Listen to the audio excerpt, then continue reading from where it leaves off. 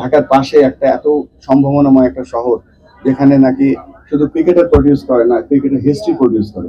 এবং আমরা আশা করবো যেন এটা এই মিনিমাম এই প্রতিশ্রুতিগুলো যেন আমরা বাস্তবায়ন করতে পারি। অবশ্যই আমরা আশা করবো আপনারা আমাদের কাছে রেগুলার এটা কিভাবে বাস্তবায়ন করতে পারি সেইটার জন্য আপনারা আমাদের কাছে আসবেন।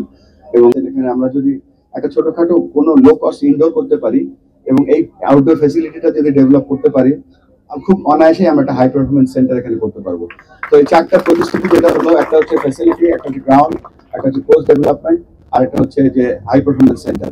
এই চারটা কাজ আমরা সাথে নিয়ে প্রায়োরিটি বেসিসে ইনশাআল্লাহ আমরা কাজ শুরু করব।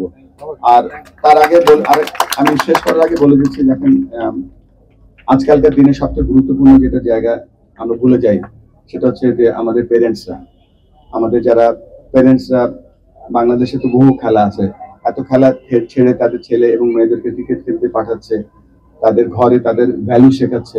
আপনাদের পেরেন্টসদেরকে অনেক ধন্যবাদ যারা ক্রিকেটের জন্য ডেডিকেট করছেন আপনাদের সন্তানদেরকে। আমরা চেষ্টা করব তাদেরকে ভালো মানুষ, ভালো বাংলাদেশের নাগরিক তৈরি করতে, এবং এই ক্রিকেটের ভ্যালুজ এর মধ্যে কিন্তু সবকিছু আছে। আমাদের খেলোয়াড়দের আমরা কিভাবে আরো ভালো খেলা খেলতে সহায়তা করতে পারি, তো সেই কাজটা কিন্তু আমরা শুরু করে দিয়েছি।